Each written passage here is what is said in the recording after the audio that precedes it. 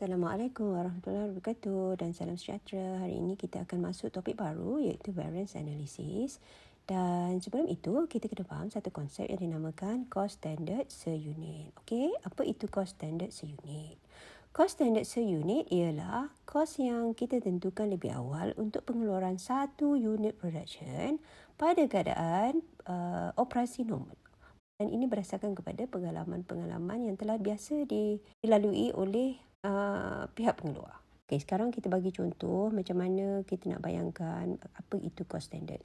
Katalah kita nak buat kek. Okey, kita nak buat kek, kita perlukan tepung kan? Okey, tepung ini dalam accounting, dalam manage cost accounting kita panggil direct material. Okey, direct material ini katalah untuk buat kek tu kita perlukan untuk buat satu kek kita perlukan 0.25. Biasanya kita perlukan 0.25. Dan harga untuk 1 kg tepung adalah RM2. Harga biasa. Contoh kek. Lepas tu nak masak kek mestilah ada tukang masak. Okey, tukang masak ni dalam accounting, dalam cost accounting kita panggil direct labor, iaitu pekerja yang secara terus melakukan kerja-kerja buat kek itulah. Okey, katalah untuk siapkan satu kek perlukan 2 jam. Pekerja itu perlu bekerja 2 jam, tukang masak itu perlu bekerja 2 jam dan upahnya untuk 1 jam adalah RM10 kebiasaannya. Okey.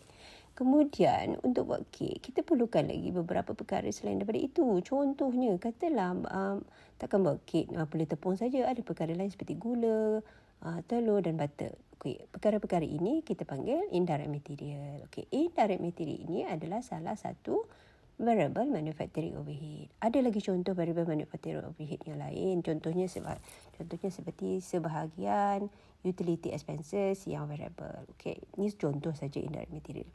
Okey, disebabkan overhead perlu berasaskan kepada sesuatu asas aktiviti dan unless stated otherwise, biasanya kita mengasaskan pengiraan overhead kita adalah berdasarkan kepada jam buruh langsung. Okey, tadi buruh langsung 2 jam, jadi untuk variable manufacturing overhead pun asas penyerapannya adalah 2 jam. Okey, jadi katalah semua kos itu apabila kita bahagikan mengikut jam penggunaan, harganya adalah RM5.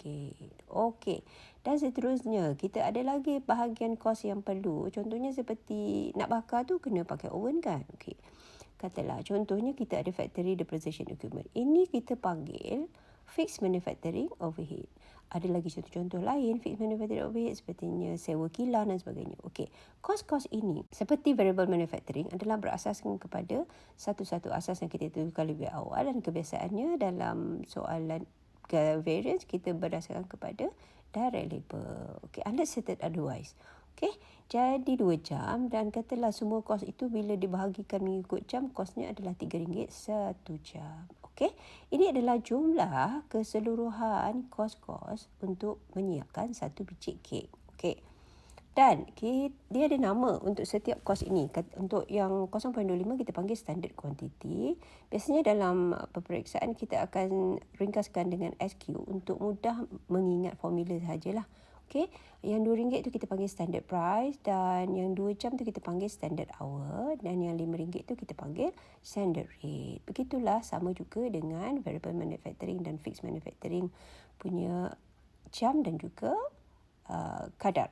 Okey, jadi kalau kita ringkaskan dan kita nak ingat formula, inilah formula untuk pengiraan cost standard untuk satu unit pengurusan. Jadi kita gunakan tadi nombor-nombor tadi dan kita gantikan dan kita darab masing-masing dan ini adalah nilai penuh bagi kos produk seunit dan inilah kita panggil dalam kes ini RM36.50 adalah kos standard bagi pengeluaran sebiji kek. Okey, itu sahaja maklumat untuk kos standard dan kita akan sambung pada video akan datang untuk pengiraan variance. Assalamualaikum dan salam sejahtera.